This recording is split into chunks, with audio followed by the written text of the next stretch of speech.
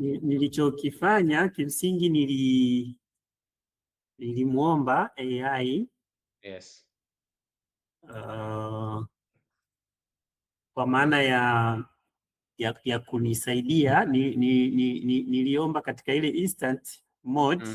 Yes. Yes, nikamwambia hello ChatGPT, I'm a master's degree student in actuarial science. Sawa. Yes, would you please outline for me the current research problems and suggested research topics? Okay. Hilo swali ambalo nimempa. Sawa. Baada ya kumpa hilo swali, kwa kweli akanisuggestia problems na with related topics. Yes. Katika areas nikiscroll hapa kwa haraka hapa, katika areas 10. Okay. Yes, ambazo alikuwa ananipa, anasuggest problem, anasuggest key challenges, lakini pia na potential topics. Okay. Katika hiyo na nini niliyomuuliza. Baada ya hapo, yeah. Baada ya hapo sasa nikawa nimesema niandike, nisome kwanza hiki alichoniambia hapo chini baada ya kunisuggestia. Asema for a master's dissertation, I would particularly recommend combining actuarial methods with machine learning, okay, climate risk, okay, health analytics, okay, or pension sustainability. Okay. Because these areas currently have both a strong academic interest and a high demand from insurers, regulators, regulators and consulting firms worldwide. Okay. Baada ya hapo sasa nikamwambia hivi, kaja kwenye ile sasa prompt kubwa ambayo kimsingi still ni instant, sijaenda kwenye deep. Nikamwambia thank you very much for your awesome answer. Yep. I know that you are an expert in data analysis, across diversities, and a right of best academic research proposals. Yes.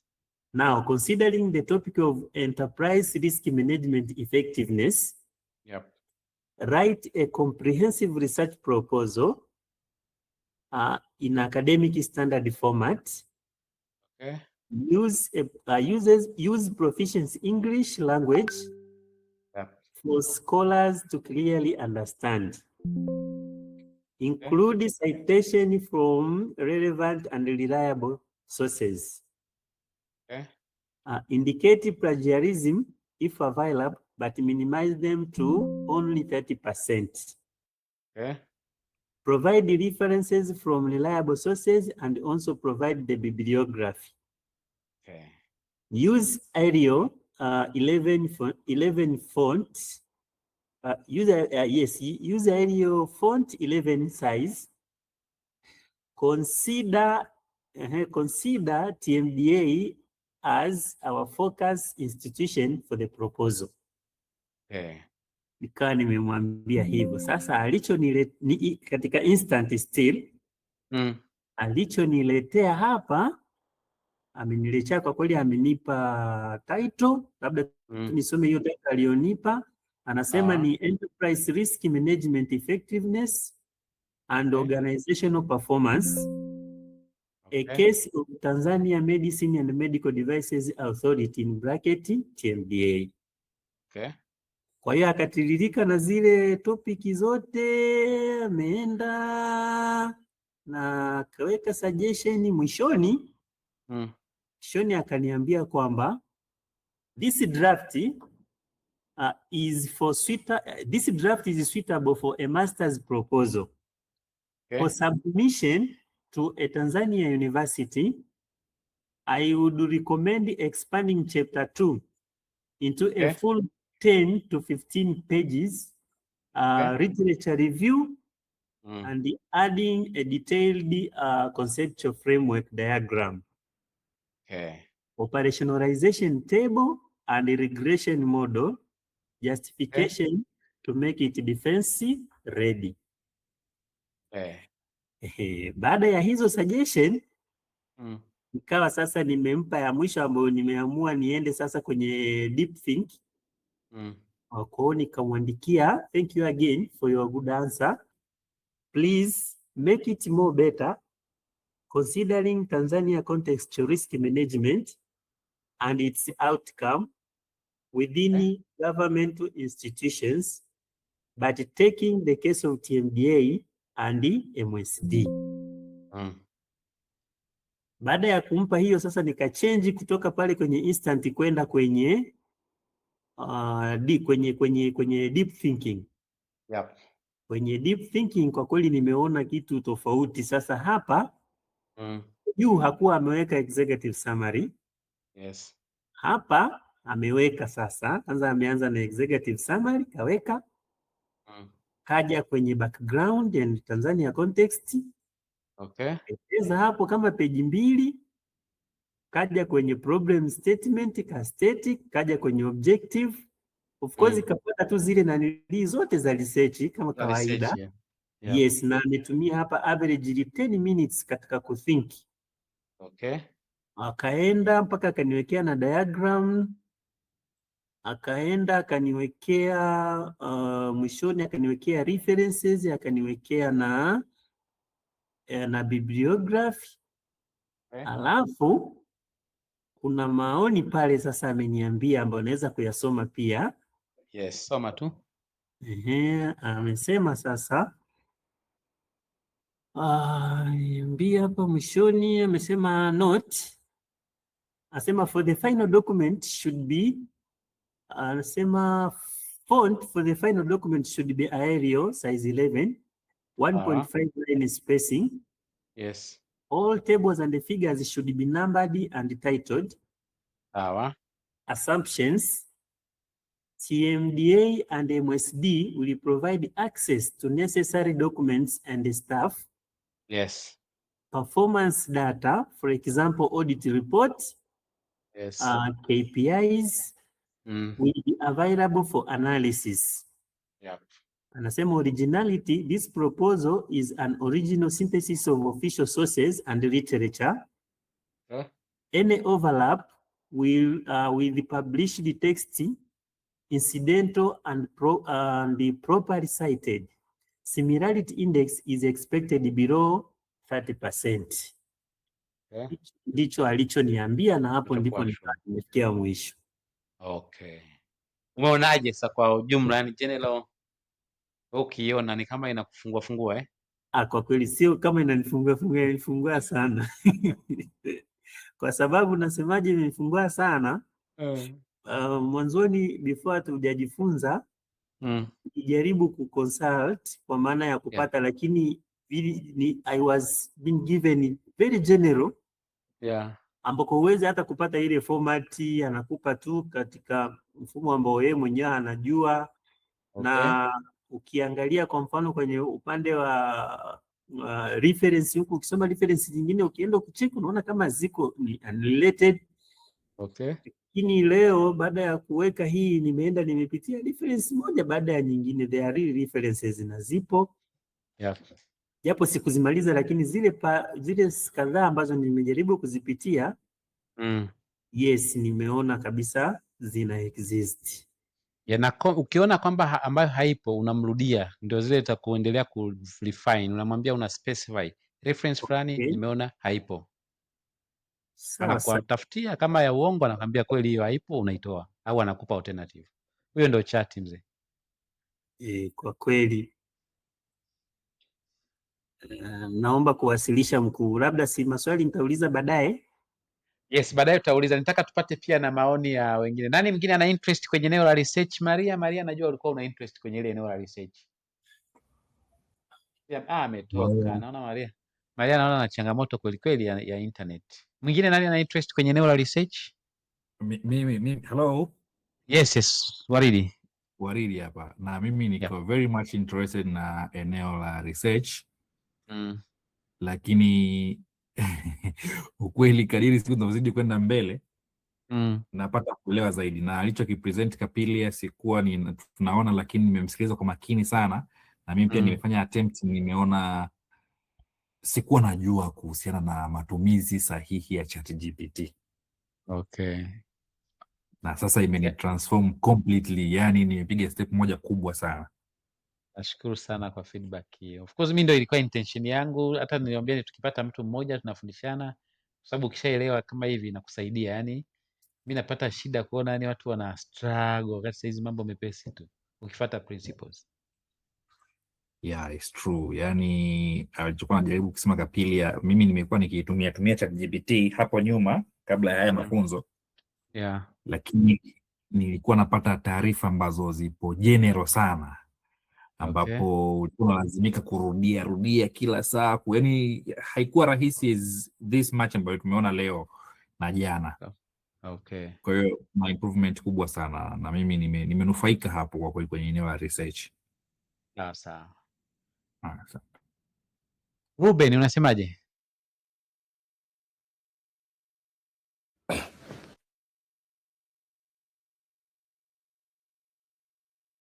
Mimi tangu tumeanza kujifunza hii ChatGPT nimekuwa unajua tulikuwa tunaijua ile juu tu ile, lakini sasa kutokana na hizi principles za prompt zilizofundisha kuna utofauti.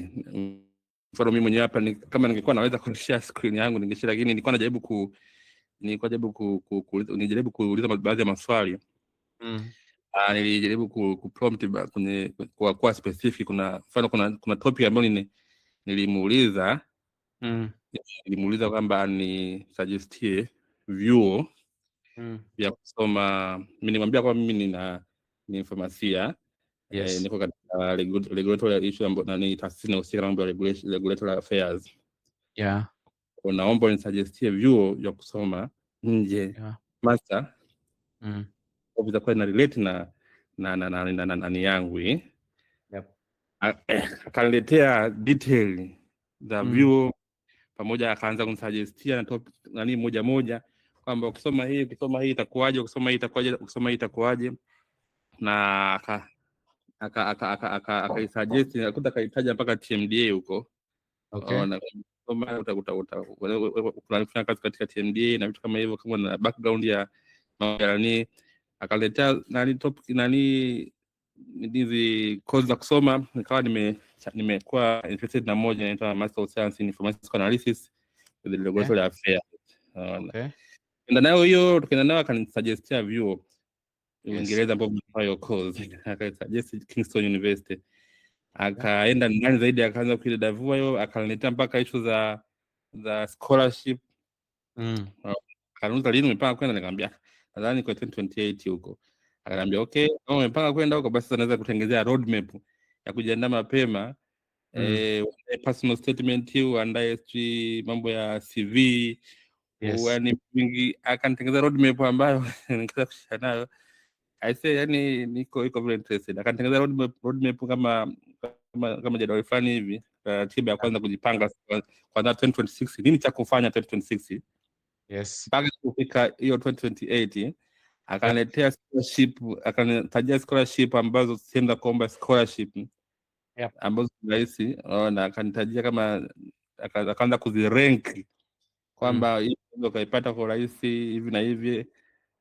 I say very interesting. Ni balaa.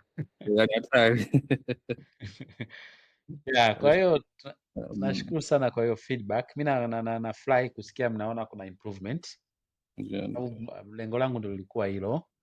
Nani bado hajaongea? Nafikiri wote tumepata muda wa kushare. Nani alikuwa na swali? Uliniambia Kapilia una maswali utauliza. Au ulikuwa tayari kwa kuuliza maswali? Ndio mkuu, mimi nilikuwa na swali hapo. Kwenye upande wa research hapo. Sasa kwa sababu ni academic research, ninaweza nikaweka sasa hapo, nimeweka prompt zangu, nimepata hiyo na lakini tunafahamu kwamba kuna wakati wale scholars wanataka kujiridhisha kwamba nani ameandika hichi kitu. Wakipeleka kule sasa kwenye mizani, ninafanyaje sasa niweke mle ndani kuhumanize kwamba isiwe tu kama ilivyotoka kule? Kuna namna gani ambayo naweza nikafanya sasa? Kama kuna vitu vya kuchange, kufanyaje ili ionekane kwamba it is not AI generated. Okay. Hizi ndio Sawa lilikuwa sawa. swali langu hapa. Ya, hiyo ndio concern kubwa nafikiri kwenye academic sasa hivi. Kwa wale wanaosoma ukienda Tanzania ukigoogle, the only institution ambayo, yani taasisi ambayo wametengeneza mwongozo wa matumizi ya AI mpaka sasa hivi mimi niliouona ni taasisi ya elimu ya juu. Sijui kama mmeuona, ukigoogle upo. Unaitwa ni sijui ninao hapa. Unaitwa ni National, naitwaje, iko hiyo guideline AI Artificial Intelligence Guideline Tanzania. Inaitwa, ngoja ni check hapa, lakini wametengeneza mwongozo mahususi kwa ajili ya matumizi ya artificial intelligence kwenye higher learning institutions. Upo huo mwongozo tayari kabisa, Wizara ya Sayansi na Teknolojia, na kwenye huo mwongozo wamegusia mambo mengi sana, lakini kwa pointi za kuteki ili twende vizuri na Nikapilia na team. Okay. Mlichokipata leo kwanza tunasema mmekifanya kwanza kama layman, yani pamoja na kwamba mmeappreciate, ni kwa sababu tumekifanya kwenye layman language, umetumia tu prompt ya general, yani unataka kila kitu kwa pamoja. Sasa principle za kufanya utafiti, cha kwanza, kama unafanya utafiti, ndio maana nitaka leo hata wanafunzi wengine wa join. Unapofanya utafiti, the first thing ambacho huwa tunashauri watu wafahamu kwamba kufanya utafiti is a project. Hiyo ni kitu cha kwanza, ni project. Ndio maana huyu wa mwisho amepewa mpaka roadmap.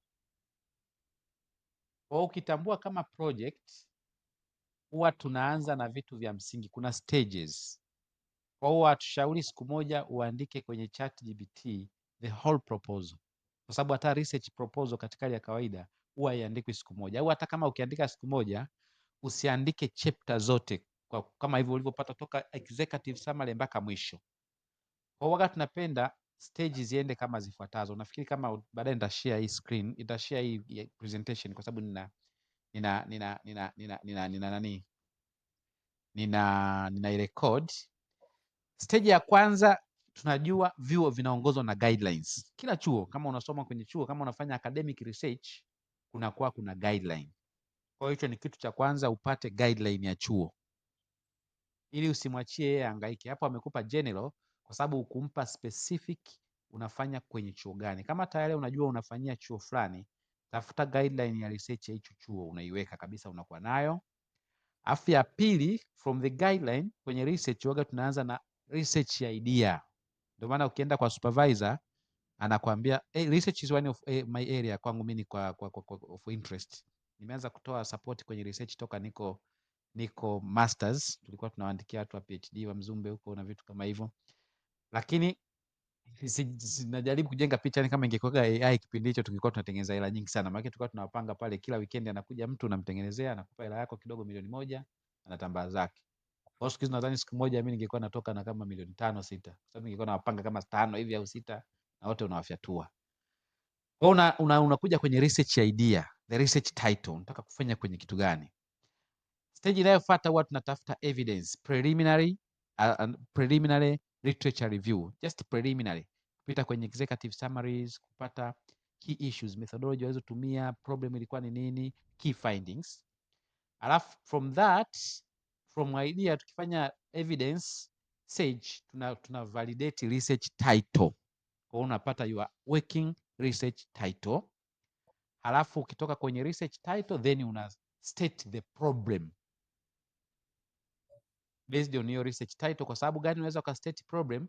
Umeishakuwa na idea, umeishapata evidence za haraka kuhusu kwenye hiyo idea, alafu unakuja kutengeneza title, then from that title you can develop what we call a research problem, statement ambayo inakuwa ina paragraph vichache tu, lakini mtu anajua exact what is the problem that you want to investigate, au what is the issue ambayo unataka kuaddress, kama ni operational research kwa sisi tuliokuwa ofisini. Baada ya hapo, ukishajua problem, unakuja kuset research objectives based on the problem. Halafu inakuja unafanya thorough literature review. Kwa kama unafanya siku moja, unaweza ukasema toka asubuhi mpaka ifike saa 4 angalau niwe nimefikia kwenye research objectives. Hiyo flow umemaliza. Halafu ukatoka pale unakuja unasema a research. Ukishatengeneza literature review, baada ya kufanya literature review ambayo ukitaka kufanya vizuri kwenye ChatGPT, tenga kwa ujumla masaa yasipungue 2. Utafanya literature review nzuri mno. 2 hours, not continuous, lakini ukijumlisha katika kupitia tu kisehemu cha literature review, maswali uliouliza, reference ulizozipata, context ulizozipata, uhakikishe kwamba unatumia minimum ya masaa 2. Halafu baadaye utakuja from that tutatengeneza framework. Inategemeana na chuo, wanataka theoretical framework au conceptual framework. Wengine wanataka zote. Utaitengeneza kulingana na mwongozo wa chuo. Once umefanya literature review, hizo framework kutengeneza is very easy. Alafu baada ya pale sasa unakuja kuandika methodology.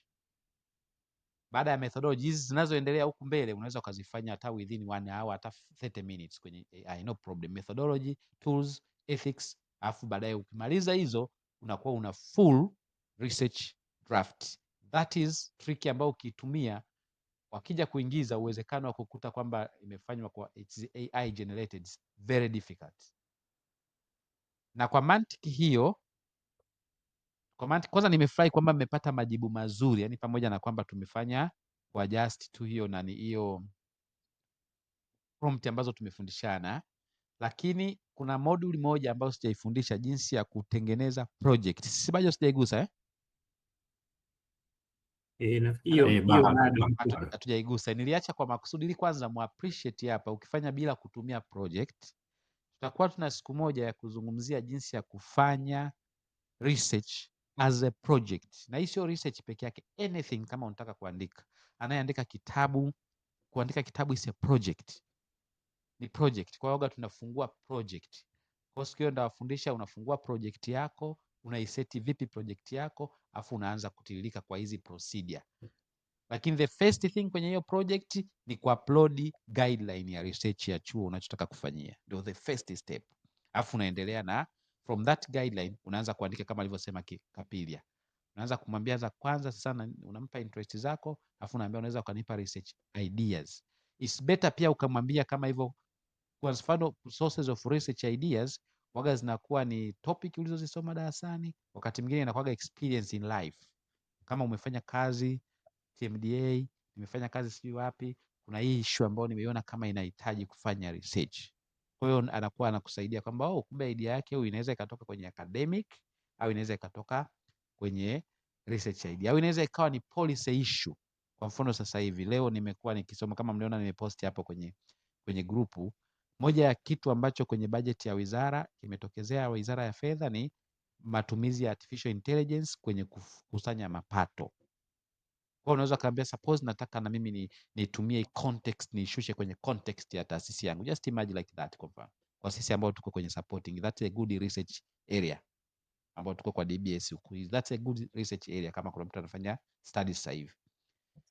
Ukishatoka hapo utakuja akisha kuidishia hizo ideas utazipata nyingi, afu utamwambia kufanyia prioritization kama alivyofanya mwenzetu. Kwa mfano kama amekupa 10, nikiamua kusema nataka kuchukua the top 3 priorities given the mambo yote ambayo una consider, mambo ya kisera sasa hivi yanavyoenda nchini, taasisi inayofanyia kazi, background yangu kama ambao nimeshakwambia chat, nishauri maeneo 3 ambayo unaweza nikayachukua na nikaanza kufanya serious.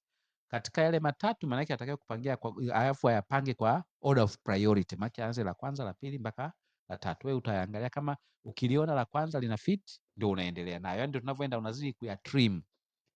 Kwa unapofika kwenye sehemu ya kugather evidence, unakuwa una gather evidence kwenye eneo ambalo tayari umeshaliona ni priority kwako na wewe umeshalizika nalo.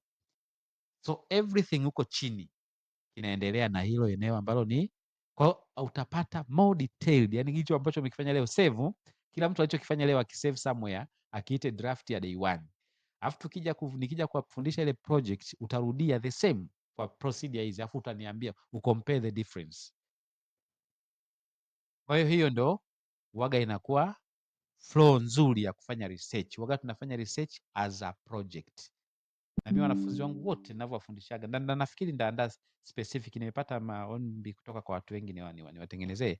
Natengeneza specific course ya jinsi ya kufanya research za academic, hata hizi za nini tunaita za operational research, watu wa ofisini, ili tujengeane uwezo, kwa sababu siwafichi, one of the area ambayo ina changamoto Tanzania ni uwezo wa watu kufanya utafiti. Uko poor.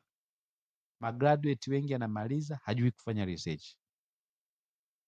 It's an area ambayo hata we mwenyewe binafsi, yani kama tu unataka kujiingizia kipato. In fact mimi kimeanza kuniingizia kipato, sijamaliza masters. Nilienjoy sana nilivyosoma SUA. Wakati nasoma unasoma weekend unaingiza zako milioni yako moja, weekend hii ijayo unamuita tena mtu mwingine unamwandikia, hivyo hivyo tunaishi tu. Kwa hiyo ni area ambayo hata kama wewe utafanya research vizuri, lakini pia ina fursa ya kuwasaidia watu wengine na bado ukaendelea kuingiza pesa.